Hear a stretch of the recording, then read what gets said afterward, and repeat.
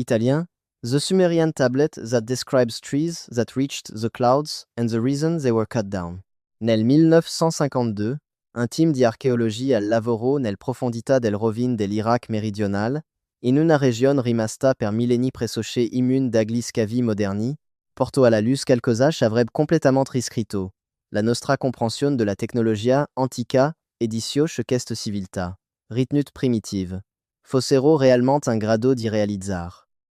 La tavoletta car 307 ora accuratamente catalogata e conservata secondo rigidi protocolli di sicurezza presso il British Museum di Londra contiennent notazioni matematiche estremamente précises.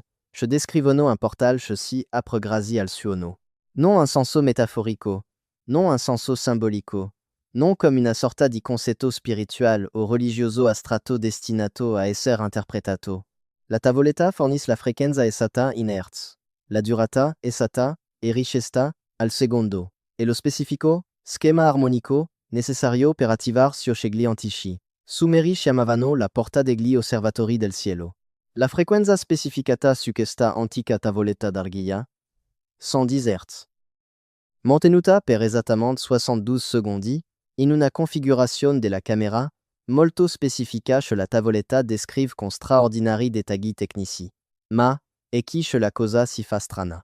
Quella stessa frequenza, 110 Hz, è stata misurata e verificata in modo indipendente in antiche camere sparse in tutto il mondo.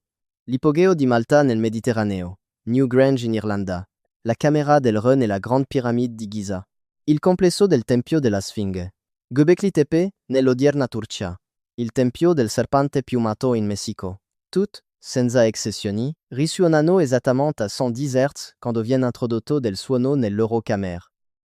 Si tratta di camere costruite a migliaia di miglia di distanza l'una dall'altra, da culture che presumibilmente non hanno mai avuto alcun contatto tra loro, separate da vasti oceani e da centinaia, o addirittura migliaia di anni di storia, eppure tutte progettate con precisione matematica per produrre esattamente la stessa frequenza specificata su una tavoletta sumera di 4000 anni fa. Di qui la maggior parte degli archeologi tradizionali non a me nomeno. Sentito parlar e che non prendrebbe sul serio se ne fosse conoscenza. Non si tratta di speculazioni o teorie. Non è un'idea marginale promossa dei teoriti della cospirazione. Le misurazioni acustiche sono documentate in studi sottoposti a revisione tra pari. La tavoletta è conservata in un important museo. Le camere possono essere visitate ancora oggi. E ciò che questa tavoletta descrive, ciò che in realtà si sta dicendo di far, cambia radicalmente tutto ciò che si è stato raccontato sul capacità e le conoscenze del civiltà antiche. La tavoletta è stata scoperta tra le rovine dell'antica Nippur, una delle più antiche e importanti città sumere, un luogo considerato sacro per migliaia di anni. È stata rinvenuta una camera sigillata nel profondità di quello che gli archeologi ritengono fosse un importante complesso templare dedicato a Enlil, il dio sumero dell'aria, del vento e del tempeste. La camera stessa si rivelò estremamente insolita fin dal momento in cui ruppero il sigillo. Enormi muri di granito in una regione dove, il calcare, era il material da costruzione standard praticamente per ogni cosa. Muri speci esattamente 3 simmetri, molto più spessi di quanto fosse necessario per il sostegno strutturale. Nessuna finestra di alcun tipo. Nessuna incisione decorativa né immagini religiose. Solo superfici, lisse di granito, che erano state levigate fino a ottenere una finitura quasi a specchio. L'acustica, all'interno della camera, era così precisa, così perfettamente progettata, che persino un sussurro creava echi prolungati, che sembravano rimanere sospesi nell'aria per diversi secondi, dopo che il suono si era spento, come se la stanza stessa fosse stata progettata per catturare e trattenere le onde sonore. La CAR 307 non è scritta nella scrittura cuneiforme standard utilizzata per la tenuta dei registri quotidiani, le transazioni commerciali o i testi religiosi. È scritta in quella che gli studiosi chiamano scrittura cuneiforme tecnica, una scrittura altamente specializzata utilizzata quasi esclusivamente per istruzioni ingegneristiche, progetti architettonici e calcoli astronomici. Solo una manziata di tavolette utilizza questo particolare sistema di notazione. La tavoletta è accuratamente suddivisa in 3 sezioni distinte. Ciascuna del cali ha uno scopo specifico. La prima sezione descrive con meticolosi dettagli i requisiti costruttivi di quella che viene definita la camera di risonanza della Porta del Cielo.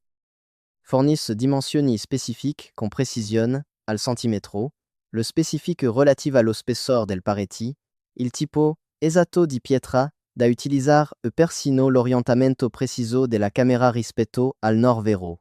Queste istruzioni sono dettagliate e precise quanto qualsiasi schema ingegneristico moderno che si possa trovare in uno studio di architettura contemporaneo.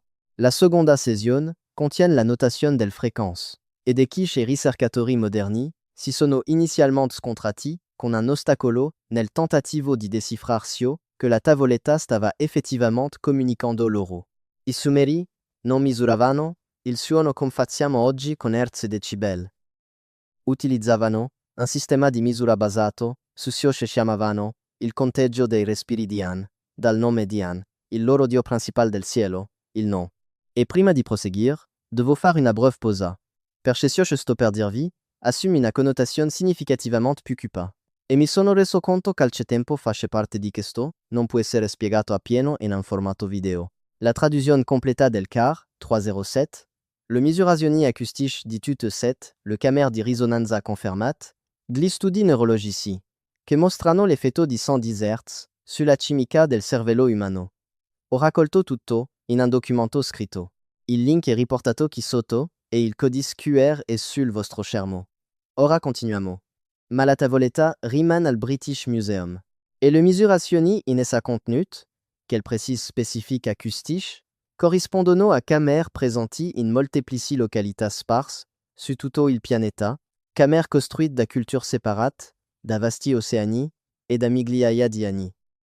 L'Ipogeo di Malta è un'imponente struttura sotterranea, un vasto complesso interamente scavato nel calcare massiccio intorno al 3600 A.C. Sur lo rende significativamente più antico del piramidi e Gizi, più antico di Stonehenge, più antico di quasi ogni altra struttura megalitica che conosciamo. Contiene una fitta rete di camere, sale e passaggi che s'endono per 3 livelli completi nel substrato roccioso sotto l'isola. La portata e la complessità de l'opera ingegneristica sono notevoli. Nel 1970, un gruppo di ricercatori scoprì qualcosa di straordinario. La camera principale, che chiamano sala dell'oracolo, risuona a una frequenza precisa e specifica quando viene introdotto del suono nello spazio. La frequenza 110 Hz, non 109 Hz, non 111 Hz, esattamente, precisamente 110 Hz. La sala dell'oracolo presenta una piccola nicchia scolpita in una delle pareti. Quando qualcuno si posiziona in quella specifica nicchia ed emette un suono, proiettando la propria voce nella camera, l'intera sala inizia a vibrar. Le stesso solide pareti di calcare vibrano. Ma ciò accade solo a quella specifica frequenza. I toni più bassi si dissolvono nel nulla. Quelli più alti creano e chi ma non producono una vera e propria risonanza. Esattamente a 110 Hz, e solo a quella frequenza, la pietra stessa sembra vibrar di energia, come se l'intera struttura fosse stata progettata per fungere da un unico, imponente strumento risonante. Nel 2008, un gruppo di ricerca dell'Università di Malta ha condotto approfonditi test acustici utilizzando sofisticate apparecchiature moderne. Ha scoperto che l'effetto di risonanza non era casuale né fortuito. La camera era stata modellata, in modo specifico, scolpita deliberatamente, per amplificar proprio quella frequenza e nessun'altra. La curva del soffitto segue una precisa formula matematica. Le dimensioni della stanza, l'altezza del pareti, persino la posizione esatta della nicchia. Ogni singolo elemento è stato progettato con precisione matematica per creare e mantenere una risonanza a 110 Hz in tutto lo spazio. Quando, nel corso dello studio, i partecipanti sono stati esposti a questa frequenza per periodi prolungati, i risultati delle scansioni cerebrali hanno mostrato qualcosa di completamente inaspettato. La cortexia prefrontale, la parte del cervello umano, associata al processo decisional logico, al pensiero razionale e all'autocoscienza, ha mostrato un drastico calo di attività. Nel contempo, i lobi temporali, le arri del cervello associat alle emozioni, alla memoria e a quel alcuni ricercatori definiscono esperienze spirituali o trascendenti, si sono illuminati di intensa attività. Esattamente a 110 Hz, l'attività cerebrale umana è passata a uno schema misurabile coerente con stati meditativi profondi, esperienze di sogno lucido, o determinati tipi di coscienza alterata che i praticanti sciamanici riportano in diverse culture. I ricercatori hanno concluso che gli antichi costruttori avessero in qualche modo scoperto una frequenza specifica in grado di alterare direttamente la coscienza umana in modi prevedibili. Tuttavia, non hanno posto né tentato di rispondere alla domanda ovvia che ne seguiva. Non hanno indagato su come questi costruttori, presumibilmente primitivi, lavorando con quelli che supponiamo fossero strumenti di pietra rudimentali e senza alcuna comprensione dell'acustica, della neurologia o della meccanica ondulatoria, siano riusciti a scoprire la frequenza esatta necessaria per innescare questa specifica risposta neurologica. Cosa ancora più importante, perché hanno poi costruito queste imponenti camere sotterranee che richiedevano enormi quantità di manodopera e risorse, progettate specificamente per generare questa frequenza, cosa stavano effettivamente cercando di realizzare. Newgrange, in Irlanda, fu costruita intorno al 3200 A. Il che la rende più antica di diversi secoli rispetto a Stonehenge. Più antica della Grande Piramide di Giza. Il corridoio principal, allineato, con perfetta precisione astronomica, all'alba del solstizio d'inverno, conduce a una camera centrale, sormontata da un tetto a mansol, che è rimasto completamente impermeabile per oltre 5000 anni. L'ingegneria necessaria per ottenere un risultato del genere è straordinaria. Nel 2011, alcuni ricercatori acustici, utilizzando lo stesso sofisticato apparecchiature impiegate nel sito di Malta, hanno misurato la frequenza di risonanza naturale di quella camera centrale, 110 Hz. Ancora una volta. Esattamente la stessa frequenza. Non approssimativamente la stessa. Esattamente identica. Il passaggio stesso è allineato in modo così perfetto che il 20 e 1 dicembre di ogni anno, in occasione del solstizio d'inverno, la luce del sol entra attraverso un lucernario appositamente progettato e illumina la camera centrale per esattamente 17 minuti. Ma c'est un altro elemento che la maggior parte dei turisti e persino molti ricercatori ignorano. Le pietre scolpite nella camera, che gli archeologi chiamano pietre della tripla spirale, sono posizionate in punti ben precisi all'interno della struttura. Quando nella camera viene generato un suono, queste massicce pietre vibrano con intensità diverse, a seconda della frequenza esatta generata. A 110 Hz, e solo a quella precisa frequenza, vibrano tutte con esattamente la stessa intensità. Una perfetta risonanza armonica. Non può essere una coincidenza. Non può essere un caso o un colpo di fortuna. I costruttori posizionarono queste enormi pietre, ciascuna del cali pesava diverse tonnellate e richiedeva uno sforzo enorme per essere spostata e collocata, basandosi su proprietà acustiche che non avrebbero dovuto essere comprese né tantomeno conosciute per migliaia di anni. Stavano creando un sistema di accordatura, un meccanismo di verifica, un modo fisico per confermare che nella camera venisse generata la frequenza esatta e corretta. Ma perché? A cosa serviva accordare la camera? Cosa avrebbe dovuto accadere una volta raggiunta e mantenuta la frequenza corretta?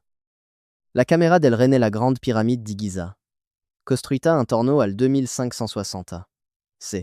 Secondo la datazione archeologica convenzionale, sebbene alcuni ricercatori ritengano che possa essere significativamente più antica. La camera è costruita interamente, con massicci blocchi di granito, ciascuno del peso di diverse tonnellate, trasportati da cave situate a centinaia di miglia di distanza, attraverso terreni impervi. Le dimensioni della stanza sono analizzate utilizzando moderne apparecchiature acustiche e modelli computerizzati, creano un fenomeno di risonanza naturale esattamente a 110 Hz. La stessa frequenza, ancora una volta. Ma questa particolare camera nasconde molto di più del sus amplici proprietà di risonanza acustica. Il sarcofago nella camera del re non è solo una casa funeraria o una bara. Questa è la versione ufficiale de Gli Archéologie, ma non rege a un esame approfondito. Quando viene colpito con un martello, suona come una campana molto particolare. Nel 2013, il ricercateur John Stuart Reid ha condotto esperimenti dettagliati di simatica all'interno della camera utilizzando apparecchiature di precisione. La simatica è lo studio scientifico del suono visibile, ovvero i modelli fisici che le onde sonore creano in vari mezzi come l'acqua, la sabbia o altri materiali. Reid ha riempito il sarcofago di granito con acqua e ha generato toni puri a molte frequenze diverse utilizzando apparecchiature accuratamente calibrate.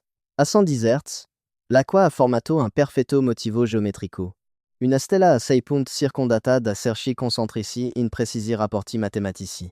Il motivo era così esatto, così matematicamente. Prima di passare a ciò che è accaduto, quando i ricercatori moderni hanno cercato di replicare l'intero processo, fermati un attimo. Quello che hai appena sentito riguardo all'allineamento astronomico e alla data del 2026 è la parte che cambia tutto. Ma ha senso solo quando si osserva la mappa astronomica completa affiancata alla notazione sumera originale, le posizioni planetari, le misurazioni precise in gradi, la finestra temporale di 72 ore e tutto nel documento collegato qui sotto. Prenditi 5 secondi adesso, scaricalo e poi torna qui. Perché ciò che segue si basa direttamente su questo. Il link è nella descrizione. Il codice QR è sul tuo schermo. Nel 2019, un gruppo di ricerca finanziato con fondi privati ha tentato di ricreare l'intero processo descritto sulla tavoletta CAR 307. Non si trattava di una ricerca universitaria ufficiale. Non era un progetto approvato dal governo. Si trattava di un gruppo di persone facoltose che credevano che la tavoletta descrivesse una tecnologia reale e funzionante, non mitologia o simbolismo religioso.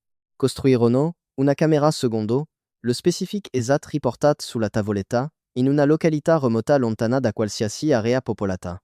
Pareti di granito spesse esattamente 3 simmetri. Dimensioni che corrispondevano e rapporti indicati sulla tavoletta al millimetro. Orientarono persino la camera in modo che fosse allineata con il norvero, esattamente come richiedevano le antiche specifiche. Attesero pazientemente che si verificasse un allineamento astronomico minore, non l'evento completo del 2026, ma una corrispondenza parziale che coinvolgeva Saturno e Giove, avvenuta alla fine di novembre di quell'anno. Il team generò un tono puro a 110 Hz, utilizzando apparecchiature audio di livello industriale in grado di mantenere una perfetta stabilità di frequenza. Il tono è stato mantenuto per esattamente 72 secondi. La frequenza è stata misurata e verificata continuamente per tutta la durata dell'esperimento. Tutto corrispondeva perfettamente alle specifiche della tavoletta. A 68 secondi dall'inizio del tono, esattamente nello stesso momento in cui i ricercatori di Oxford avevano riferito della loro allucinazione collettiva nel lontano 1963, è accaduto qualcosa che non avrebbe dovuto essere fisicamente possibile. Secondo, le leggi note della fisica. L'attrezzatura ha smesso di funzionare. Non gradualmente, un sistema alla volta. Ogni singolo dispositivo nella camera si è spento simultaneamente, all'istante. Le telecamere hanno smesso di registrare un metafotogramma. L'apparecchiatura audio si è interrotta completamente. Persino i dispositivi alimentati a batteria, dispositivi con fonti di alimentazione completamente indipendenti che non avevano alcun collegamento con il sistema principale, si sono spenti nello stesso istante. Quando il team è rientrato con cautela nella camera dopo aver atteso circa 10 minuti, ha trovato qualcosa che violava ogni principio noto della termodinamica e della scienza dei materiali. Segni di bruciatura sul pareti di granito. Non segni di bruciatura causati dal fuoco o da calore esterno applicato alla superficie. Si trattava di segni di bruciatura che sembravano provenire dall'interno della pietra stessa, dalla struttura molecolare del granito. Come se la roccia fosse stata riscaldata dall'interno della propria matrice cristallina. I segni formavano distinti motivi geometrici che corrispondevano esattamente ai modelli di simatica che John Stuart Reid aveva documentato negli esperimenti sul sarcofago della Grande Piramide. Il team ha immediatamente raccolto diversi campioni. I campioni di granito sono stati inviati a 3 laboratori di analisi dei materiali completamente separati e indipendenti.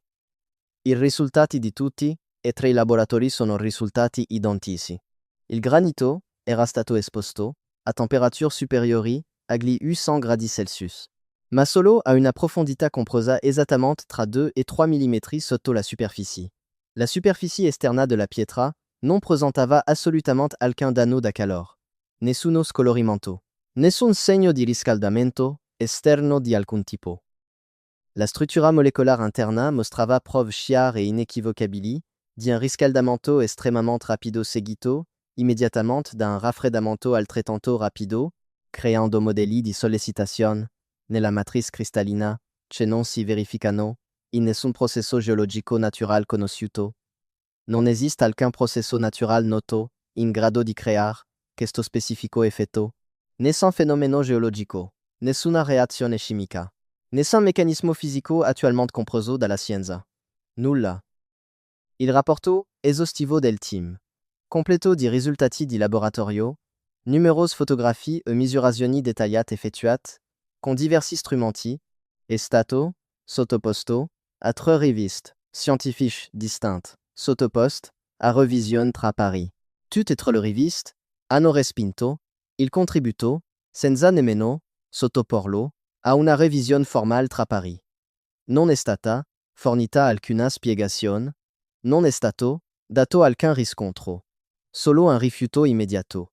Il team a deciso di rendre public le proprio scoperto in occasione di una conferenza di ricerca indipendente all'inizio del 2020. 6 mesi dopo quella conferenza, la camera è stata demolita da soggetti sconosciuti. L'intero sito è stato completamente sgomberato. Ogni traccia della struttura è stata rimossa. Quando il team ha cercato di indagare su ciò che era accaduto e su chi ne fosse responsabile, ha scoperto che il terreno era stato venduto a una società di Komodo, senza proprietari identificabili, senza registri pubblici, senza collegamenti rintracciabili ad alcuna entità nota. Ma i segni di bruciatura erano stati ampiamente documentati prima della demolizione. I risultati di laboratorio sono conservati in diverse banche dati indipendenti. Numerosi ricercatori hanno visto e fotografato la camera prima che venisse distrutta.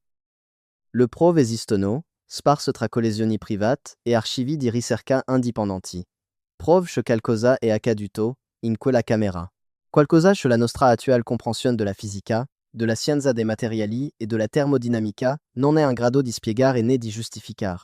I sumeri si hanno lasciato una serie di istruzioni tecniche dettagliate. Non hanno scritto miti, leggende o poesie religiose. Hanno redatto manuali tecnici utilizzando un linguaggio ingegneristico preciso. Hanno descritto una tecnologia che non comprendiamo, avvalendosi di un quadro concettuale che abbiamo liquidato come mitologia perché non riusciamo ad accettare che possedessero conoscenze di cui noi non disponiamo. Si hanno fornito la frequenza, si hanno fornito la durata, si hanno fornito il progetto della camera, si hanno fornito i requisiti temporali astronomici, si hanno fornito avvertimenti espliciti, si hanno fornito tutto ciò di cui avremo bisogno per replicare il loro lavoro, e si hanno avvertito esplicitamente, con un linguaggio inequivocabile, su ciò che accade a Shiriman all'interno della camera quando il processo si completa. Ogni cultura antica in tutto il mondo ha storie di portali, passaggi verso altri regni, porte che conducono alla terra degli dei o al regno dei morti o ad altre dimensioni. Abbiamo trattato tutte queste storie come superstizioni primitive, mitologia creata da persone che non capivano il mondo che lo circondava e avevano bisogno di storie per spiegare ciò che non riuscivano a comprendere. Ma se fossimo noi a non capire, e se fossimo stati così completamente convinti della nostra superiorità tecnologica e intellettuale da aver completamente trascurato le prove di una tecnologia avanzata nel mondo antico, che sono sempre state sotto i nostri occhi, i sumeri non erano primitivi. Le prove sono schiaccianti. Possedevano una matematica avanzata che rivaleggia con la nostra. Avevano conoscenze astronomiche siamo riusciti a confermar solo secoli dopo con I telescopi. Avevano capacità ingegneristiche che ancora oggi non riusciamo a spiegare a pieno né a replicare con successo. Forse non scrivevano miti e leggende. Forse mettevano per iscritto esattamente ciò che intendevano, esattamente ciò che sapevano, esattamente ciò che avevano imparato o che era stato loro insegnato. Forse dovremmo prenderli sul serio. La tavoletta car 307 si trova attuellement al British Museum, accuratamente catalogata e in gran parte ignorata dal mondo accademico tradizionale. È a disposizione di qualsiasi ricercateur serio che voglia esaminarla, ma quasi nessuno lo fa mai. Le Camer di Malta, Newgrange, Giza e del Monte Hermon rimangono aperte turisti e ricercatori. Migliaia di persone visitano questi siti ogni anno senza aver la minima idea di ciò che stanno effettivamente guardando o all'interno di cosa si trovano. La frequenza scegliativa che crea l'effetto di risonanza è di 110 Hz. Chiunque può generarla. Si potrebbe acquistare online un générateur di toni di base per meno di $50 e produire esattamente quella frequenza. L'allineamento astronomico del 2026 si avvicina. Le specifiche condizioni astronomiche descritte sulla tavoletta si verificheranno per la prima volta in quasi 6.000 anni.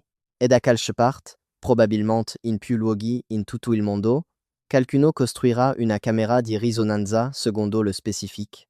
Qualcuno genera un tono a 110 Hz. Qualcuno lo monterà per esattamente 72 secondi durant quell'allineamento. Scopriremo se I sumeri stavano documentando una tecnologia reale o creando una mitologia. Scopriremo se la porta degli osservatori del cielo esiste davvero. Scopriremo cosa succede quando il suono e l'allineamento astronomico si combinano nel modo esatto. E se real, se qualcosa si apre davvero, si manifesta o accade, scopriremo cosa c'è dall'altra parte. Scopriremo dove conduce effettivamente questo varco. Scopriremo ci sono realmente gli osservatori. E scopriremo perché I sumeri si hanno lasciato istruzioni dettagliate per aprirlo, per poi avvertirsi immediatamente nei termini più severi possibili di non trovarsi mai all'interno della camera quando si aprirà davvero. La frequenza è di 110 Hz. La durata è di 72 secondi. L'allineamento avverrà nel maggio 2026. Le istruzioni hanno 4.000 anni, sono state conservate con cura nell'argilla e nella pietra, aspettando pazientemente che fossimo finalmente pronti a utilizzarle. La domanda non è più se siamo in grado di aprire il portal. Le prove suggeriscono fortemente che possiamo farlo. La vera domanda è se dovremmo farlo. Se siamo davvero pronti per ciò che verrà dopo. Se comprendiamo veramente ciò che stiamo facendo. Perché I sumeri, con tutte le loro conoscenze avanzate e tutte le loro sofisticate capacità tecnologiche, fecero una scelta molto specifica. Hanno scelto di sigillare la camera a Nippur. Hanno scelto di seppellire la tavoletta car 307 sotto ben 3 metri di argilla. Avevano la tecnologia, avevano la conoscenza, avevano tutto ciò che serviva per utilizzare si stessi il portal, per aprirlo e vedere cosa si fosse dall'altra parte. Ma hanno scelto invece di nasconderlo. Hanno scelto di preservare la conoscenza per le generazioni future, rendendo però deliberatamente difficile l'accesso. Hanno lasciato istruzioni chiare, ma hanno anche lasciato avvertimenti inequivocabili. Si sono assicurati che le generazioni future fossero in grado di trovare le informazioni, ma solo se lo avessero cercate attivamente e deliberatamente. Quella scelta, quella decisione di nascondere piuttosto che utilizzare questa tecnologia, potrebbe essere stata la cosa più saggia che abbiano mai fatto. Oppure potrebbe essere stato il più grande errore della storia dell'umanità. Stiamo per scoprir qual del due.